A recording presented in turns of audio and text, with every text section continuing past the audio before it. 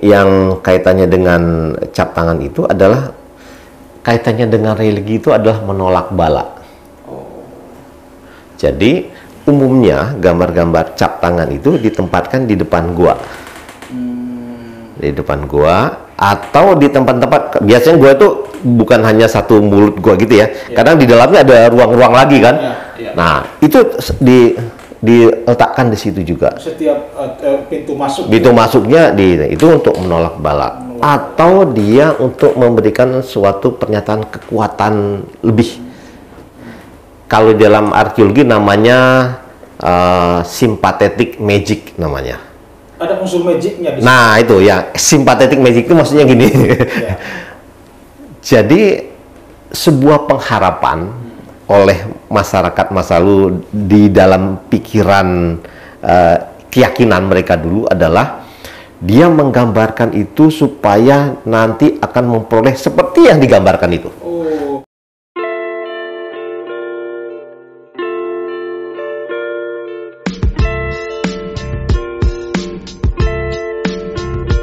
Ada banyak gua di Sulawesi Tenggara, terutama di Kepulauan Buton dan Muna yang sebagian lebih banyak dari yang belum dieksplor oleh para peneliti arkeologi.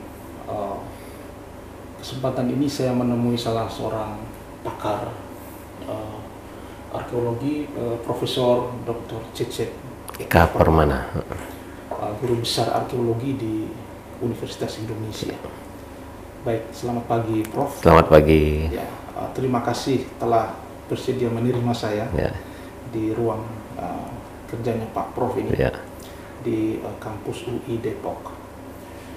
Baik Prof, saya kira kita langsung saja pada topik yang akan kita serius untuk bicarakan terkait dengan gua-gua purba yang ada di Kepulauan Buton dan Pulau Muna. Pak Prof sudah mendatangi yang mana saja yang di sana? Baik, memang gua prasejarah kalau orang menyebutnya itu adalah gua yang merupakan pemukiman masa lalu ya. Bukan hanya di Indonesia, khususnya yang di Sulawesi Tenggara, tapi ada di seluruh dunia.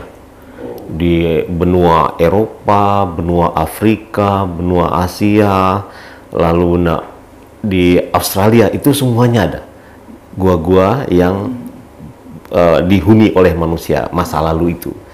Nah, masa lalu itu orang menghuni gua itu pada masa ketika manusia itu hidup berburu dan mengumpulkan makanan. Nah, oleh karena itu biasanya di dalam gua-gua itu tergambarkan hewan-hewan, ya, aktivitas-aktivitas manusia yang berkaitan dengan tradisi pada masa itu, yaitu berburu dan mengumpulkan makanan. Nah, di samping itu juga gua-gua itu sebagai hunian, ya, bukan hanya untuk tinggal, tetapi juga beraktivitas lain, yaitu religi. Umumnya itu religi. Makanya orang banyak menganggap bahwa gambar-gambar itu sebenarnya banyak yang berkaitan dengan aspek religinya. Nah, apa yang digambarkan di dalam gua-gua itu adalah berkaitan juga dengan kepercayaan manusia pada masa itu, yaitu kepercayaan kepada bagaimana memperoleh atau mendapatkan kekuatan sehingga hewan buruannya bisa dia peroleh dengan baik. Di samping memang untuk menggambarkan bagaimana kehidupan sehari-harinya gitu. Nanti kita bisa lihat gambar-gambar apa saja yang mewakili yang religi, mana saja yang bisa menggambarkan kehidupan sehari-hari gitu. Ya, Prof, ada banyak yang menarik terkait dengan gambar-gambar lukisan di dinding-dinding goa, terutama yang sudah kita lihat terpublikasi itu adalah yang di Metanduno di Pulau Muna dan di Liangkobori di Pulau Buton, di Pulau Muna. Ada juga bagian yang lain mungkin di Pulau Buton, tetapi sangat sedikit orang peneliti yang ke sana dan bahkan mungkin belum pernah dilakukan riset secara serius terkait dengan gua-gua di Pulau Buton. Setahu saya ada di Lapandewa, di Sampolawa, di Batauga, yaitu bagian dari keseluruhan Pulau Buton. yang juga memiliki gambar-gambar unik terkait dengan yang tadi Prof sampaikan, aktivitas religi. Dan barangkali adalah aktivitas keseharian mereka di lingkungan itu. Betul. Ada gambar-gambar perahu, ada gambar-gambar menombak di laut, mungkin sedang nombak ikan, kira-kira seperti itu. Itu Pak Prof, bisakah diperkirakan kira-kira usia dari lukisan-lukisan yang ada di dalam goa-goa seperti itu? Bagaimana mengukurnya? Nah, memang untuk menentukan usia itu memerlukan penelitian yang cukup canggih ya, karena itu memerlukan ilmu yang lain ya, bukan di ilmu arkeologi, tapi itu ilmu dari kimia, fisika gitu ya. Terutama kalau dulu menggunakan carbon dating, sekarang udah menggunakan macam-macam metode yang sekarang dikembangkan. Nah, di Indonesia sebenarnya baru 2014 diketahui usia dari gambar cadas itu, gambar-gambar yang di gua-gua itu ya. Belum lama ya? Belum lama, baru penelitian 2014. Ininya penelitian umur ya. Dulu kalau di arkeologi namanya ada usia yang absolut namanya, ada usia yang relatif. Nah, usia relatif itu biasanya membandingkan dengan gejala-gejala lain saja. Dulu orang menganggap bahwa gambar-gambar cadas atau gambar-gambar gua itu di Indonesia itu sekitar 3.000-an, 10.000-an tahun ya. Tetapi ketika menggunakan metode yang baru itu ya, sudah teridentifikasi pertama kali yang ada di Sulawesi Selatan, di Maros itu. Usianya waktu itu adalah hampir 40.000 tahun. 40.000 tahun usianya. Nah, sebelum itu, sebelum 2014 itu, usia tertua gambar-gambar di dunia itu ada di Perancis. Sebelum 2014, sebelum penelitian 2014. Penelitian itu bekerjasama dengan Pusat Penelitian Arkeologi Nasional dengan Universitas di Australia. Nah, sebelum itu hanya di Perancis yang mengatakan bahwa kesenian purba pertama di dunia itu muncul di Eropa. Jadi orang Eropa, wah, pokoknya bangga sekali lah bahwa mereka merupakan pusat peradaban awal kira-kira gitu ya.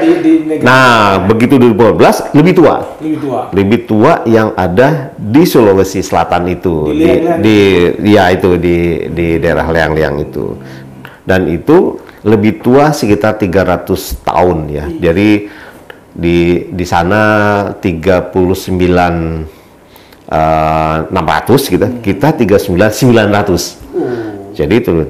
Nah, itu sudah diumumkan seluruh dunia bahwa yang tertua sekarang dari Indonesia, Maros gitu ya. Nah, kemudian tahun berikutnya 2016 itu ada penelitian lagi. Dan itu lebih tua lagi, menjadi 45.000 tahun. Tempatnya bergeser pindah kemana? Di sekitar itu juga, tapi di gua-gua yang lain ya, masih di Sulawesi Selatan.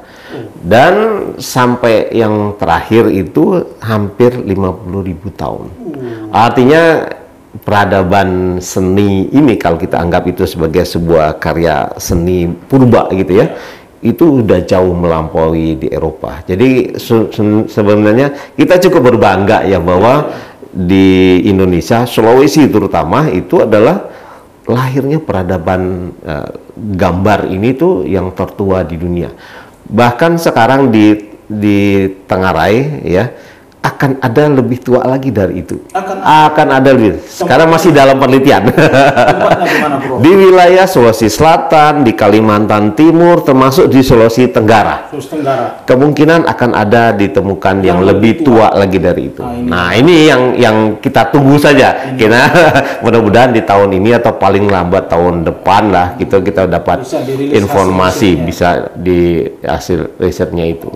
Dan memang kalau kita lihat persebaran dari tradisi budaya ini itu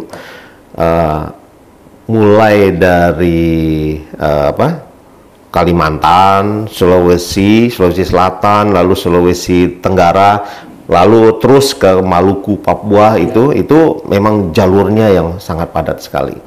Dan di Sulawesi Selatan ya, itu yang tertua tadi, yang 450-an sampai, tapi ada juga yang sampai puluhan ribu ya. Jadi banyak sekali sampel-sampel yang diambil, itu gradasinya itu banyak ya. Jadi panjang ya, dari 10 ribuan atau 15 ribuan itu sampai 45 sampai 50 ribu tahun itu ada di situ. Jadi kalau kita membayangkan selama 30 ribu tahun itu tradisi itu berkembang di wilayah itu.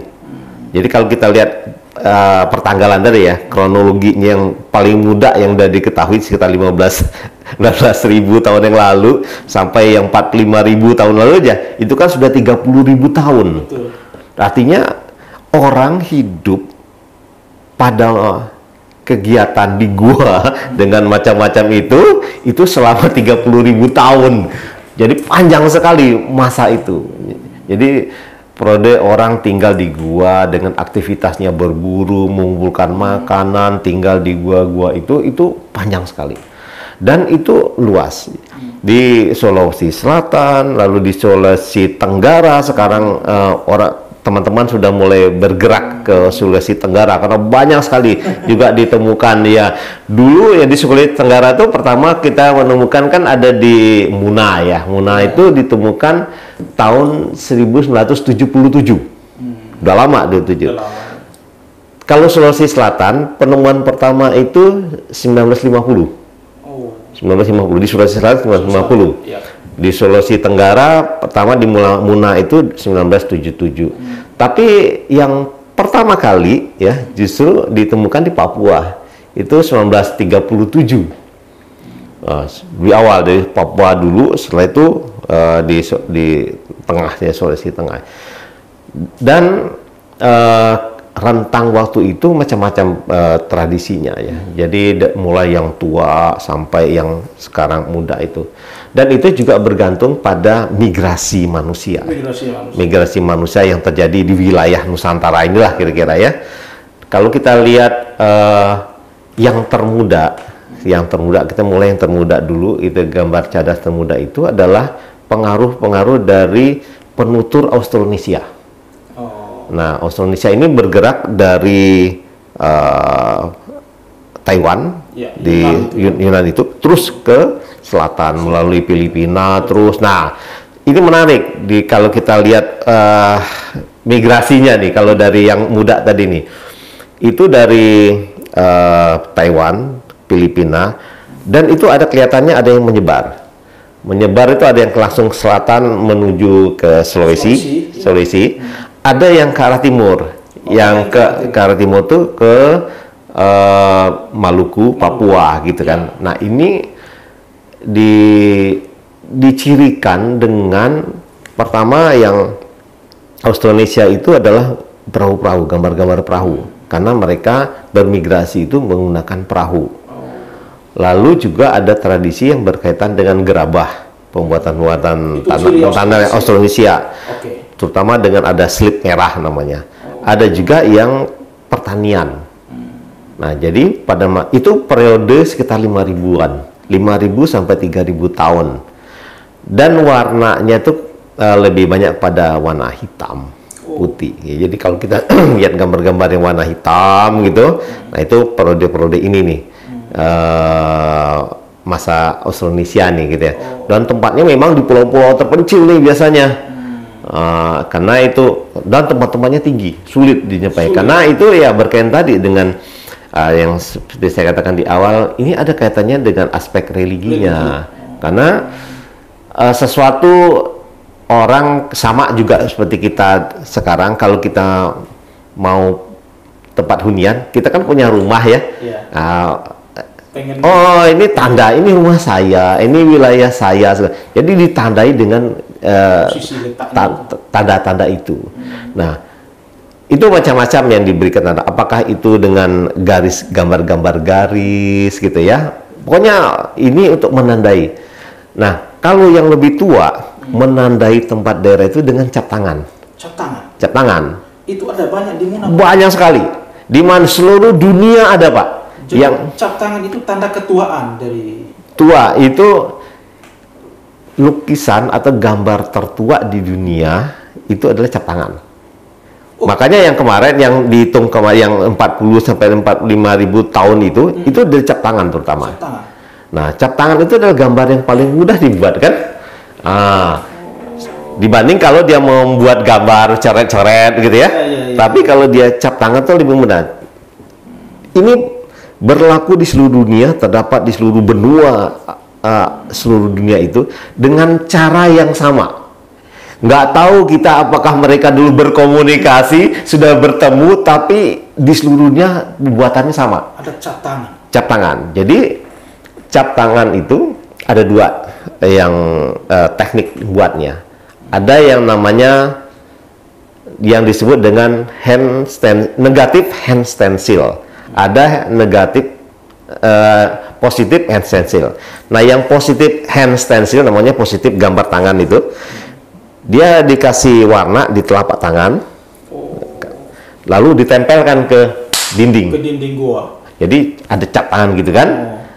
Nah, kalau yang negatif hand stencil, jadi gambar tangan yang stencil itu, tangannya ditempelkan di dinding, lalu ada pewarna.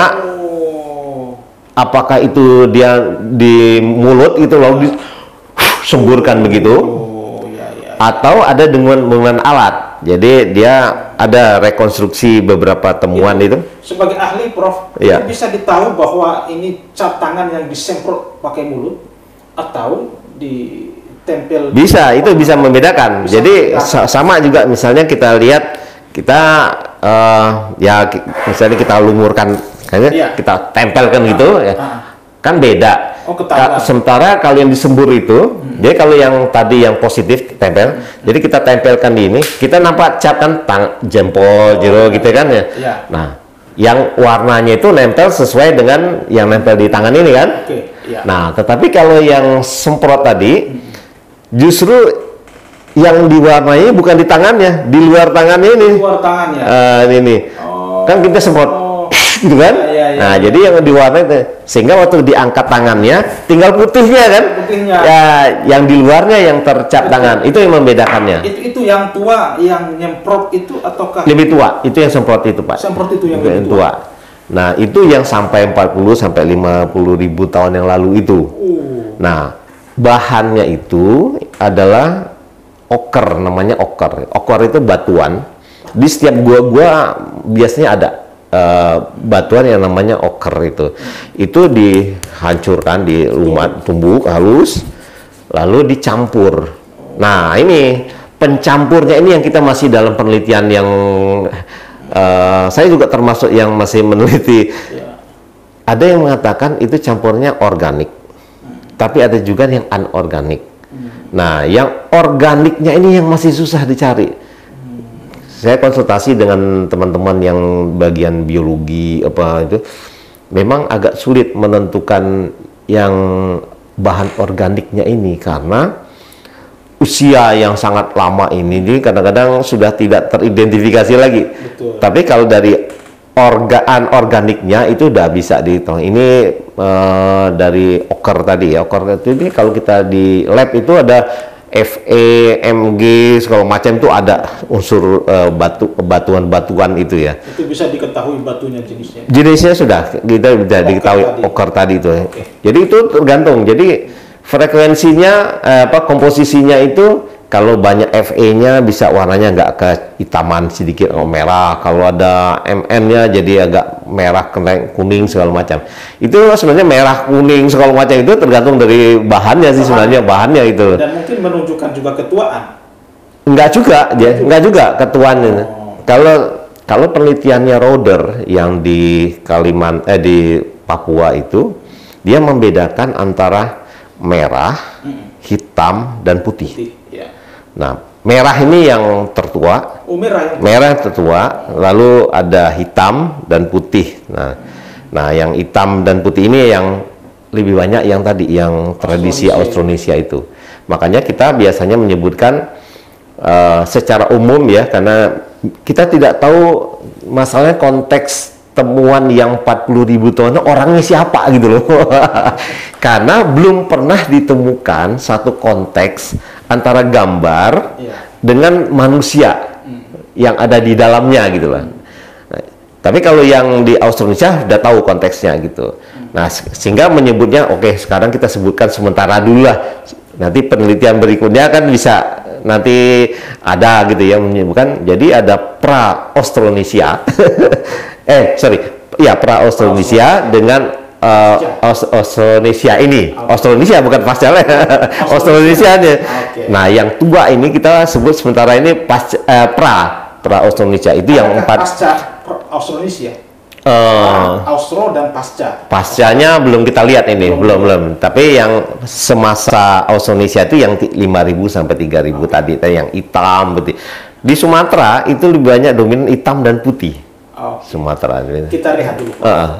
Baik, Prof. Pada bagian ini mungkin kita akan lebih masuk spesifik ke Muna dan Buton. Saya tadi menangkap satu pendapat dari Pak Prof mengenai Metanduno Liangkobori di Muna dan beberapa yang ada di Pulau Buton. Di Lapandewa itu setahu saya pernah ke sana dan memang menemukan cap tangan itu. Cap tangan yang tampaknya tidak ditiup, tidak disembur dari dulu. Tetapi ditempelkan setelah diwarnai telapak, kira-kira seperti itu. Itu Pak Prof, lambang-lambang yang seperti itu menunjukkan apa sebenarnya dan untuk tujuan apa mereka melakukan itu?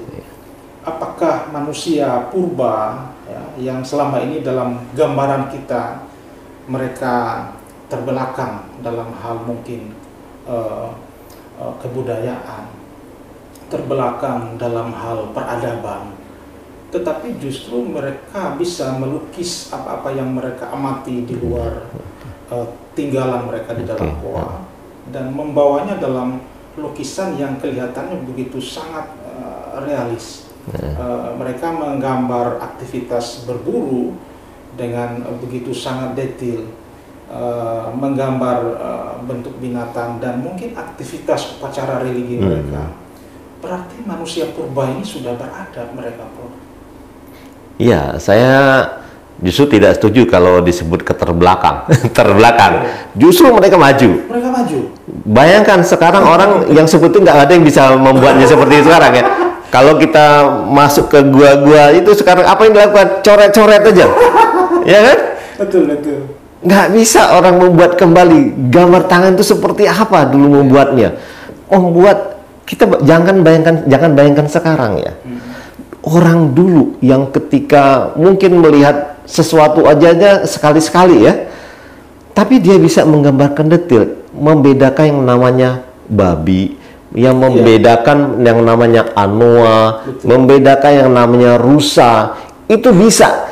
Kita sekarang bisa membedakannya yang digambarkan orang lalu gitu ya. Oh, ini gambar babi, ini gambar rusa, ini gambar kuda misalnya. Artinya dia punya pengetahuan yang tinggi untuk itu membedakan anatomi babi, rusa, anoa.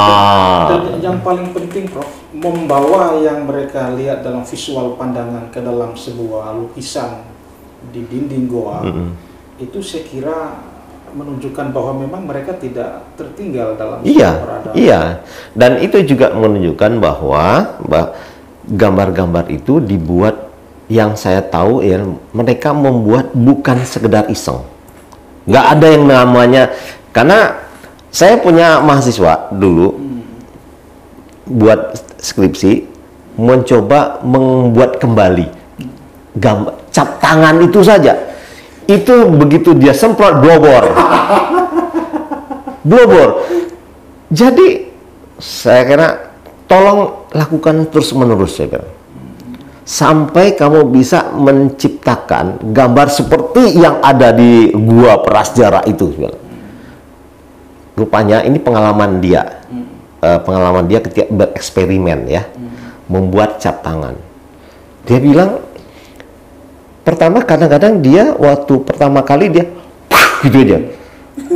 Nggak bisa begitu. Dia harus penghayatan betul. Jadi akhir waktu dia bisa menghasilkan gambar yang benar itu, jadi penghayatan itu dia harus konsentrasi betul. Dia menggambarkan itu. Lalu tekanan di mulutnya itu nggak sembarangan. Nggak sembarangan. Belum lagi kekentalan dari warna itu, nggak bisa terlalu encer atau apa gitu. Lalu media juga berpengaruh. Nah, itu yang menunjukkan bahwa dia tidak terbelakang, Pak. Tidak belakang. Artinya dia punya pengetahuan yang tinggi kan sebenarnya bagaimana menghasilkan sebuah. Kalau saya dulu disertasi saya di Maros Mangkap itu ada sekitar 1000 cap tangan saya amati, Pak. 1000 cap tangan. Ya. Apa temuan Pak Prof di sana? Itu yang cap-cap tangan itu. Cap-cap ada sekitar di 100 gua di Maros Mangkap itu. Itu nggak ada yang namanya blobor gitu ya. Ya catnya meleleh gitu. Sempurna. Jadi tidak ada yang. Jadi itu yang menunjukkan dibuat dengan sangat sungguh-sungguh, dengan keseriusan, dengan ya mungkin itu karena tujuannya kayak karena begini, cap tangan itu untuk mereka adalah menggambarkan tanda tertentu. Ya, tanda itu yang menunjukkan pertama menunjukkan kepemilikan. Secara praktis itu menunjukkan pemilikan. Sama dengan sekarang. Kita tanda tangan ya, tanda tangan kita sekarang gitu. Kalau dulu tanda tangan ya benar-benar tanda tangan. Tanda tangan gitu. Sekarang dulu kan sebelum kita tanda tangan yang menggunakan pulpen itu kan cap jempol gitu kan. Ya dulu orang-orang kakek nenek kita dulu kan nggak ada yang pakai pulpen tanda tangan betul. Jadi pakai jempol kan, cap jempol. Itu tanda tangan kan. Dulu malah tangan kan kecil kalau di gua kan nggak kelihatan. Kalau sekarang waktu dulu pakai di kertas gitu ya, tangan beneran seutuhnya tangan. Nah, penelitian saya di Maros Mangkap itu tangannya macam-macam, Pak. Ada hanya sampai sini aja. Apakah itu telapak tangan ini? Lalu ada yang sampai sini, ada sampai sini malah. Oh, ada. Nah, saya ya itu. Jadi mengaitkannya itu dengan lupanya tangan yang sampai sini itu umum ditemukan. Jadi gua dimanapun itu tangannya ada begini. Ya.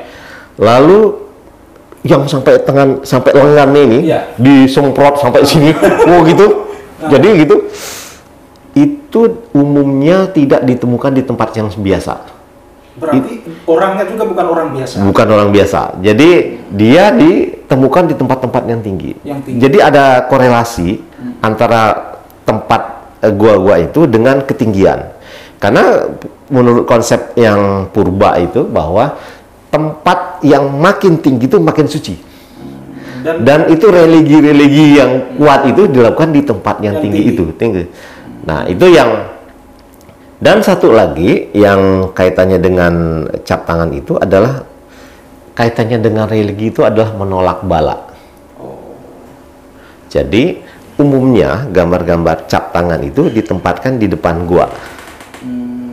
Di depan gua atau di tempat-tempat biasanya gua itu bukan hanya satu mulut gua gitu ya. Kadang di dalamnya ada ruang-ruang lagi kan.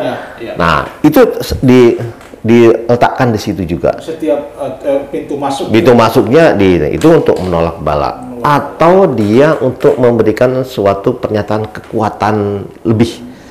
Untuk, misalnya kaitannya dengan hewan gitu ya. Makanya di gambar-gambar itu ada gambar hewan misalnya babi atau anoa, rusa itu. Di situ ada cap tangan dekat situ tuh. Nah, itu untuk menyatakan ini adalah kekuatan yang diharapkan. Karena gambar-gambar hewan itu kalau dalam arkeologi namanya sympathetic magic namanya. Ada unsur magicnya di situ. Nah, itu ya, sympathetic magic itu maksudnya gini. Jadi sebuah pengharapan oleh masyarakat masa lalu di dalam pikiran keyakinan mereka dulu adalah dia menggambarkan itu supaya nanti akan memperoleh seperti yang digambarkan itu. Jadi mereka membangun sugesti. Dia buat ritual tertentu, yang membuat ritual tertentu untuk supaya apa yang dia gambarkan ini itu nanti kenyataannya gitu loh. Makanya kalau kita lihat gambar-gambarnya kadang-kadang tidak proporsional kan. Betul. Badannya besar, lalu kakinya kecil aja. Itu yang diharapkan adalah hewan yang besar karena untuk masyarakat banyak nanti. Sehingga itu digambarkan babi, rusa, anoa itu digambarkan dengan badan-badan besar gitu loh. Menarik juga. Itu yang segar. Nah, di Sulawesi Selatan di wilayah yang ada gua-gua ya, di Maros, Pangkep, Bone segala macam itu sampai sekarang masih ada tradisi buat cap tangan, Pak. Sampai sekarang. Sampai sekarang. Saya ada penelitian mengenai namanya Mabeda Bola. Mabeda Bola. Mabeda Bola itu adalah ritual orang yang keluarga yang akan menempati rumah baru. Jadi sebelum mereka masuk ke rumah, mereka ada ritual membuatkan cap tangan di kaki-kaki rumah atau di dinding rumah yang arahnya kalau kita masuk rumahnya itu kelihatan.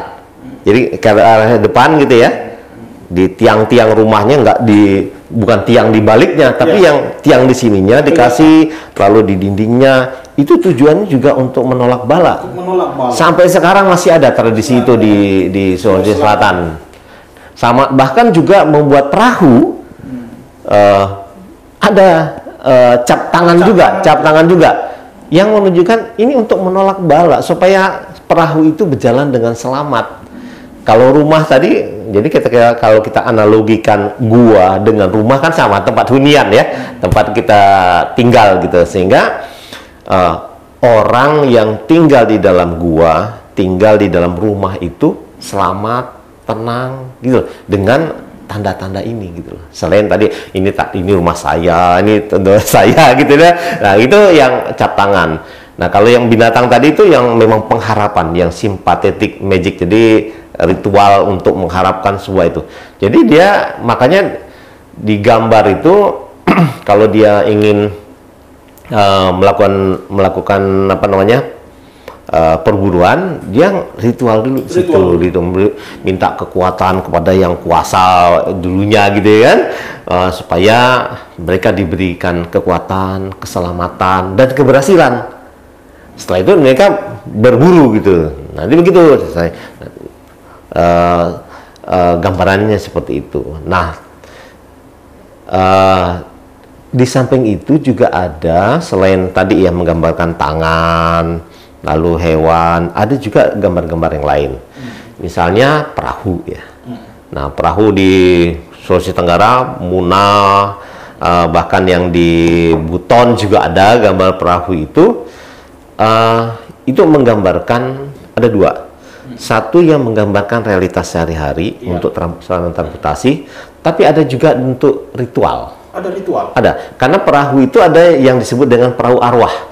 Maksudnya apa itu? Nah, perahu arwah ini adalah masyarakat pesisir, ya, biasanya punya mitos bahwa leluhur itu berasal dari seberang. Ya, jadi seberang itu pengertiannya entah dari mana, macam-macam. Di suku-suku bangsa itu beda-beda. Dia berasal dari sini. Jadi ketika orang meninggal, dia akan kembali ke tempat leluhurnya.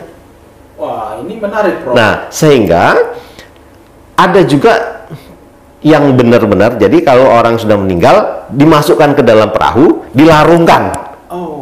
Biar dia ke sana, kembali ke apa? Asal datangnya. Atau juga macam-macam ritualnya, atau dia dikuburkan atau dibakar atau segala macam di tempatnya, lalu secara simbolis tetap dilarungkan. Nah, itu bisa dilihat sampai sekarang masih ada sebenarnya tradisi itu. Bapak bisa mengamati di masyarakat nelayan dimanapun, di Jawa, Sumatera, Jawa, kita itu kan ada tradisi larung ya. Betul.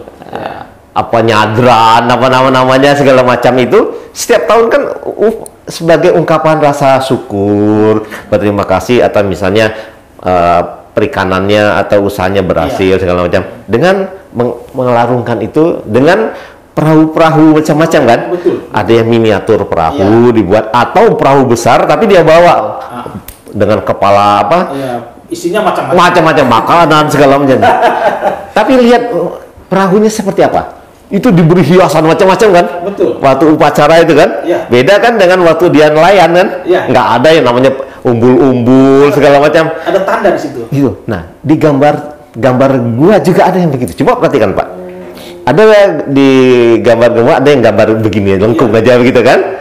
Tapi ada yang kasih gini di Muna ada itu adalah gambar yang menunjukkan perahu-perahu yang untuk digunakan untuk upacara-upacara religi. Itu yang tadi menarik, Prof. Ada raja di Pulau Muna, di selatan Muna itu, yang kuburannya di dalam perahu dan di atas tebing tinggi. Ya. Jadi setiap 2 kali setahun makam itu dirituali dengan dicuci dengan minyak tertentu, dibersihkan seperti itu. Tapi kearifan memakai perahu sebagai semacam tempatnya mayat itu disimpan itu menarik. Sepertinya terkait dengan ritual masa lalu manusia purba, kira-kira seperti itu. Iya, ya dianggap mereka adalah melalui perahu itulah dia bisa sampai ke situ ya. Lalu dengan perahu itulah nanti dia akan kembali ke tempat leluhurnya segala macam. Bahkan rumah mereka pun kadang-kadang disimbolkan dengan perahu kadang-kadang kan, atau ada kampung tertentu disebut di dalam bentuk ada perahu, ada bagian buritannya, ada bagian itu. Karena itu yang sangat menjiwai masyarakat yang maritim tadi gini. Itu di Buton seperti itu, Prof. Jadi rumah itu diperandai sebagai perahu. Ada buritan, ada haluan. Nah itu Pak, ya. Jadi kita bisa lihat bahwa tradisi yang masyarakat sekarang itu menggambarkan masa lalunya seperti apa gitu. Dan itu yang bisa kita lihat dari tanda-tanda budaya sekarang ya, untuk melihat gimana peradaban manusia masa lalunya begitu. Oke Prof, terkait dengan tadi Prof mengatakan ada sesuatu yang lebih tua dari yang 50.000 tahun di layang-layang di Maros, Paket dan yang lain-lain. Dan itu tempatnya di luar tempat itu, di Kalimantan dan di Sulawesi Tenggara. Ada temuan yang menarik rupanya di sana. Itu apakah lukisan atau apa, Prof, di dalam gua yang menunjukkan usia ketuaannya gitu? Nah, yang usia yang sebut kita usia gambarnya justru Pak. Gambarnya. Kalau kita lihat temuan ininya lainnya, misalnya alat-alat, karena mereka hidup di gua itu kan hidup pada masa berburu dan peralatan yang digunakan alat-alat batu ya. Masih zaman batu kira-kira waktu itu kan. Nah, alat-alat batunya lebih tua. Lebih tua. Bahkan di Jawa aja itu bisa ada yang 100.000 tahun alat-alat batunya itu yang dibuatnya. Tapi tradisi menggambarnya ini itu baru pada kemudian ya. Mungkin ketika ya samalah kita gitu ya. Tidak semua orang bisa menggambarkan ya. Tidak semua orang bisa menggambar ya. Tidak semua. Jadi orang-orang tertentu aja yang bisa menggambar itu. Dan tidak bisa juga dia membuat sesuatu yang istimewa dengan ritual tertentu. Tidak semua orang juga gitu. Pastinya artinya ada yang gua-gua yang digambar itu dibuat oleh orang-orang tertentu, orang-orang yang pandai lah pada waktu, orang yang punya keahlian, punya spiritualitas yang tinggi. Tanpa itu nggak bisa. Artinya paling tidak kita bisa dari stratifikasi sosialnya kan bisa ada orang dulu yang memang kelompok ini ya. Tapi memang dari data-data di lapangan memang tidak terlihat itu, tapi dari kita gambaran yang sekarang itu bisa terlihat begitu gitu. Baik, Prof, menarik sekali perbincangan kita. Sayangnya Pak Prof ini harus mengajar. Terima kasih. Ya, mungkin lain kali kita isi lagi dengan cerita lain. Lain kali masih bisa kita mengobrol. Silakan. Terutama terkait dengan riset yang terakhir Prof lakukan terkait dengan benteng Keraton Kesultanan Buton. Iya. Saya kira itu juga menarik kalau kita bincangkan, Prof. Ya, terima kasih sama-sama. Mudah-mudahan ada manfaatnya. Terima kasih banyak, Prof. Terima kasih. Ya.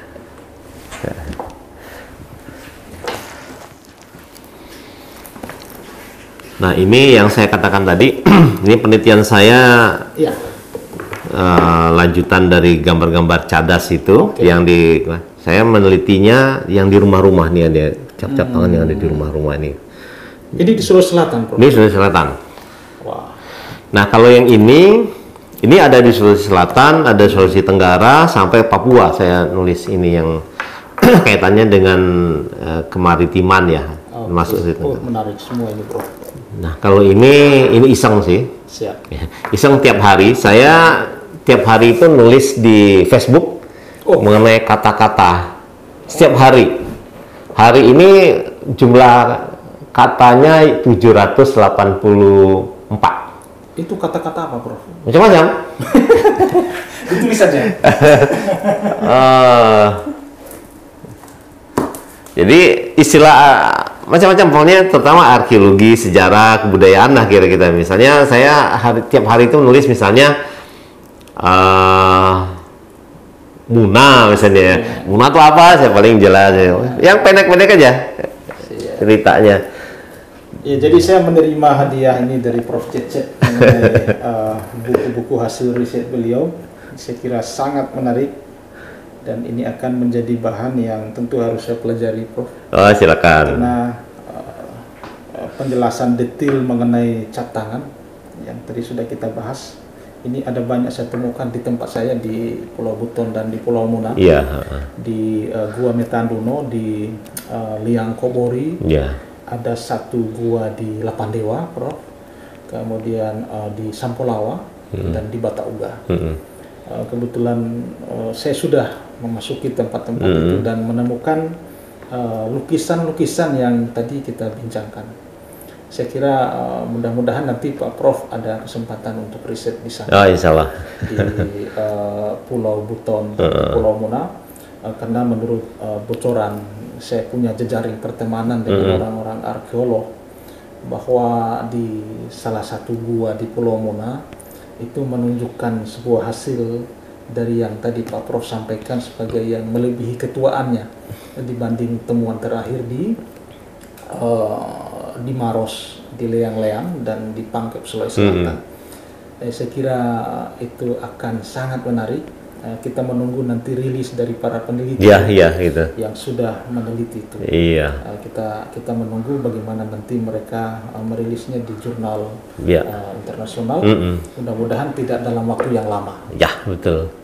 Saya juga dapat informasi segera katanya. Kita tunggu aja. Itu menarik dan saya kira akan membuat dalam tanda petik satu goncangan baru kira-kira seperti itu. Iya. Sebelumnya Eropa, ya Perancis, kemudian naik leang-leang Sulawesi Selatan, dan yang akan terakhir naik ini adalah yang dari Sulawesi Tenggara. Saya berharap Pak Prof bisa ke Buton untuk mengamati gua-gua yang saya kira banyak sekali di Buton. Di Pulau Muna yang sekarang sudah tereksplor itu ada Metanduno dan Lengkobori. Dan kalau Pak Prof terus ke utara Muna itu juga ada banyak sekali prasejarah di situ. Terus eksplor selatan Muna itu juga banyak sekali gua-gua purba di situ yang saya kira di dalamnya terkandung lukisan-lukisan yang seperti ini.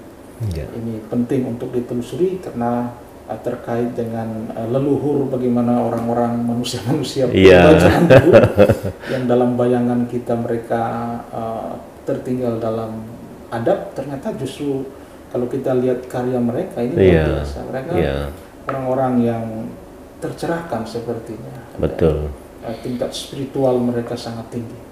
Ya, sekarang teman-teman di Kendari ya yang sudah mulai survei tempat-tempat baik itu di Muna ya, di Buton maupun di Konawe ya sekarang itu banyak.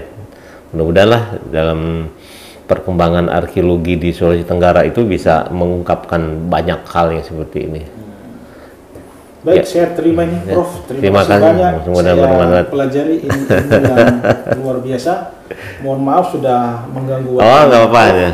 Ini baru jilid pertama, Pak. Oh, terima kasih banyak. Ini satu jilid ini 250 kata Ya. entry gitu ya. Nanti berikutnya 250 lagi entry ya. Siap. Kalau Pak Prof Kebuton mohon berkabar. Ya, terima kasih sebelumnya. Atau saya bisa ikut mengantar-ngantar atau menjadi semacam guide untuk mengunjungi tempat-tempat yang belum mungkin teridentifikasi oleh. Oke. Terima kasih sebelumnya. Baik. Terima kasih banyak. Sama-sama. Saya pamit. Ya. Ya.